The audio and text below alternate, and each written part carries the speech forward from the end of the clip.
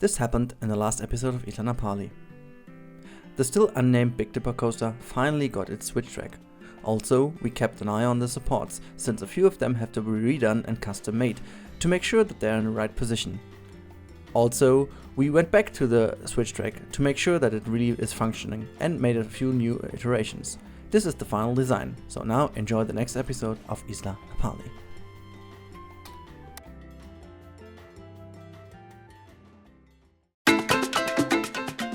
So hey everybody, and welcome back to Isla Napali.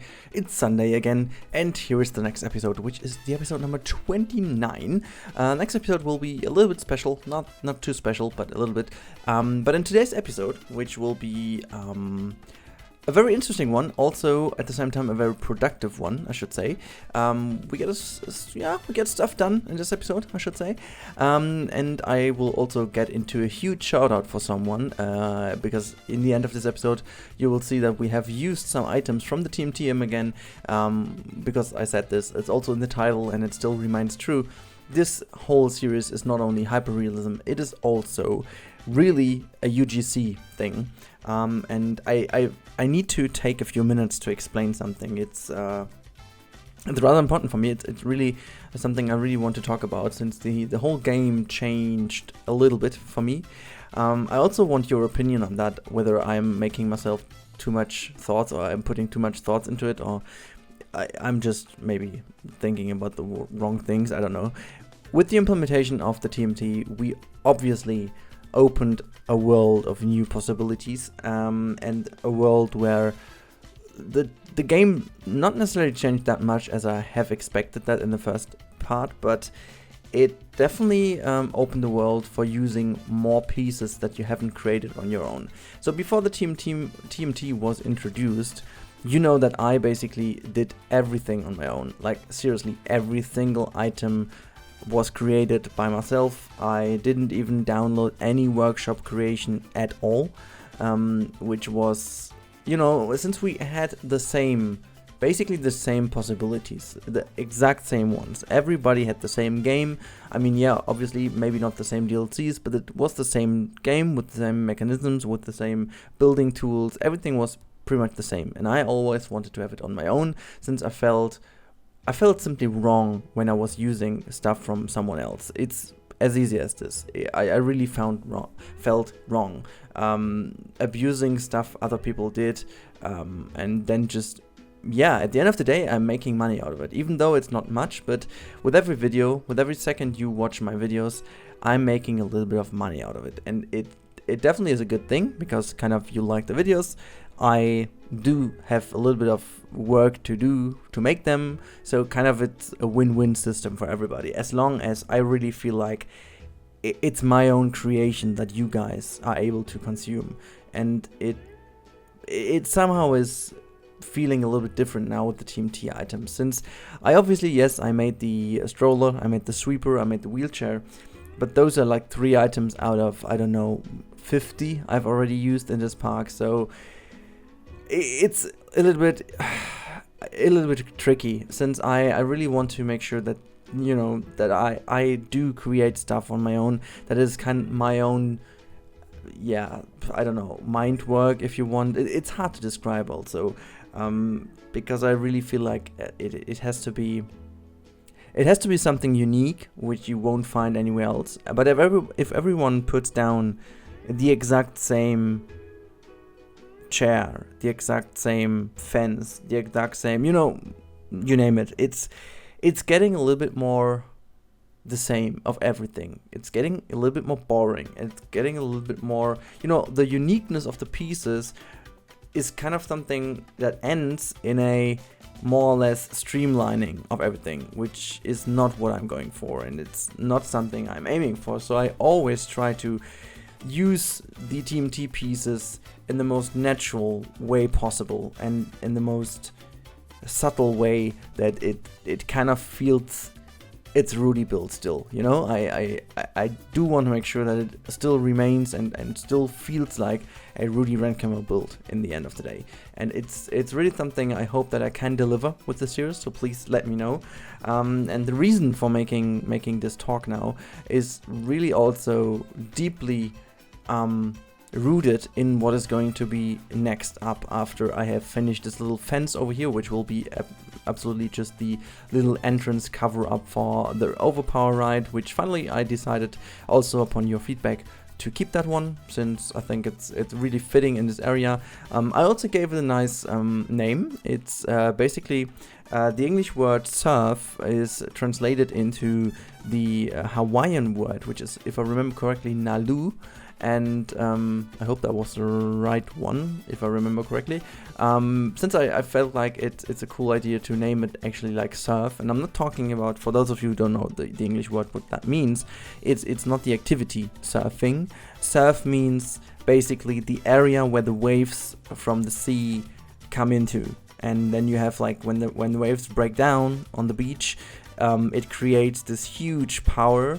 We have all the spray and water spraying up and stuff like that. That's called surf, and I felt like the way how this overpower thing moves really resembles the surf. So I kind of looked if there is a word in Hawaiian for surf, which I was pretty sure there is, since that's something very, something you would actually. Oh no, it's nalu. Yeah, as I said, it's nalu. So there you go. That's the name I was giving it, and nalu is, as I said, the word for surf. But now, after a few little nitbits here and there, where I just put down some more things, we are going to start something. And this little something you have seen on the thumbnail potentially already. I was trying actually to not show it too much in your face, but I think for those of you who actually look at the thumbnails, they will have already seen what's going on. And this will be an arcade.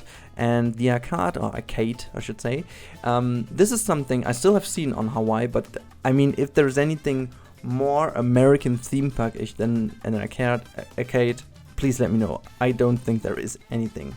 I remember when I was in this land in 1998, actually, which is, oh gosh, it's 21 years ago. Holy shit. I'm old. It's everywhere you had an arcade. It was insane. It was in the theme park, it was in the hotel area, it was in the airport, it was like everywhere. You could like find arcades everywhere with all these games and stuff. So yeah, as you can see, I'm already placing down some of the assets Red Mist made, and I must say, please guys, go into his workshop. He's got some amazing stuff in there. Not only these things, he also has some got amazing winterish items, which are also super usable if you want to create something winterish looking. It's amazing, and I have had a little talk in the Discord of the designer about this, if he's fine. If I'm going to give a shout out, because I feel like, if I'm using one single item from somewhere, and it's a little bit tricky, I can't really remember each and every single name. This is why I have the collection in the comments down below, so you guys can always go back to those people and give tribute where it belongs. But in this case, I especially wanted to give a shout out to Red Mist, because he's creating awesome stuff. He's also very active in all of the various TMT chats we have, because we're always exchanging our ideas, and so that not everybody is going to make the same, and also helping each other if there is a little problem with the files and stuff. And I would highly recommend, if some of you want to get into 3D modeling, or maybe you are already quite good at 3D modeling, but you don't really have an idea how to get it into the TMT, since I do actually know it's a little bit tricky. Make sure to join either my Discord or the Lady Designers Discord and jump into the TMT channels. People will help you there. We're gonna have a discussion about what is going on, and at the end of the day, I have done this. I have created an item and imported it into game, so you will be able to do this as well with our guidance, for sure.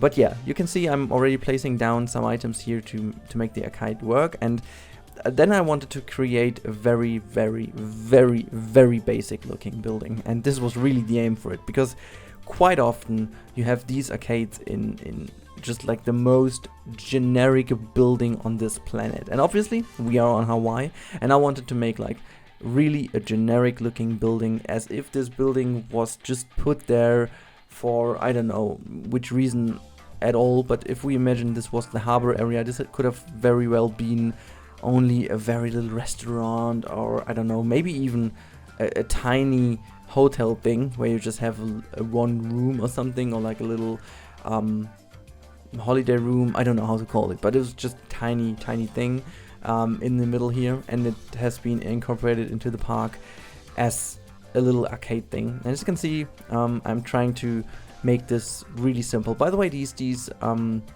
super awesome air conditioning vents, or ceiling vents I should say, no idea who made them, but they're awesome. I just want to leave that as a comment also here because they're really awesome.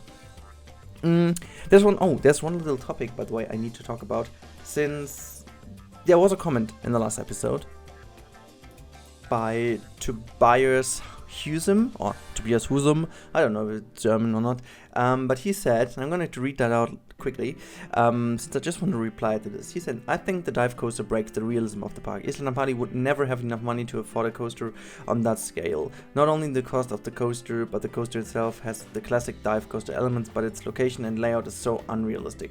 You would never have a second lift hill on a dive coaster, and the general scale of the coaster is way too big compared to the rest of the rides. It would be already the largest dive coaster in the world if it really exists. I'm sorry to say this, as long as a coaster in this park, it's not hyper realistic. I think it's not hyper, just my opinion. Don't blame me for not liking it. I don't blame you, don't worry. A solution would be to just redo the actual layout of the coaster so it can come back into the station without a second lift hill. Let me give you an answer to this. So first of all, it's not that I believe every single coaster Sylph built is realistic. I think neither he himself would say that. But I think for the challenge that this coaster was built upon, this is the best solution we can have. And I'm pretty sure that the stories we talked about this coaster in the last couple of episodes actually still makes it very realistic and doable. So this is by far the latest addition to the park, so you can really call it the 2018 addition to Isla Napali, where Isla Napali has been founded in the 60s, for example. So it's well over 50 years later than after the foundation of the park, the early days of the park. So the money should be there. Also, this could have been like an B&M opportunity project where they really showed how capable they are of building. Actually, I also checked, it's by far not the biggest dive coaster out there. There is one in the US which is bigger, and also there are two built at the moment actually, will open in 2019, that are also way bigger than this one. I think they're even called giant dive coasters or something, or like mega dive coaster. I think it was mega dive coaster.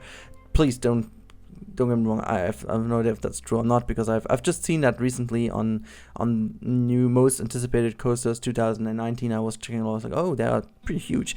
So that would work. And actually, money wise, it has been fundraised a lot, because it is like, first of all, B&M made a very good price since they wanted to do that project. This is what we talked about also. But on the other hand side, the second lift hill is only there to make sure it can get out of the canyon. And I think the story about making sure that we have the money for the canyon and stuff, and to make sure that the environment is saved and all this kind of stuff, there would be the money for it. But maybe it's important to make a story about each and every ride, and not to spoil too much here, but the next episode 30, will be a little bit of a special. And I think you should really keep an eye on the channel for next week. Maybe it's not exactly episode 30, maybe it will be just a 30 special, and I have already pushed out 30. Maybe I'm going on with 31 and let you wait for 30, I don't know, depending on how much time I have this week. But I've got a pretty awesome idea in mind. Anyways, so as far as this goes, you can see in the background, the arcade is done. So this episode is about to end kind of soon. I really hope you enjoyed this episode. I really hope you enjoyed the little talk about various things in this park. I'm just about to finish up some things in the background, as you can see. I really hope that you enjoy this area, since it really came together nicely, I believe. And let me know if you also think the arcade is a cool thing. I do know it's not finished yet, but please let me know what you would like to see in this arcade as well, and what I have missed, because I'm not that much of an arcade guy. So if you have some more infos about what needs to be there, for sure, let me know in the next episode and in the comments, obviously. And until then, have a great day and see you. Bye-bye, guys.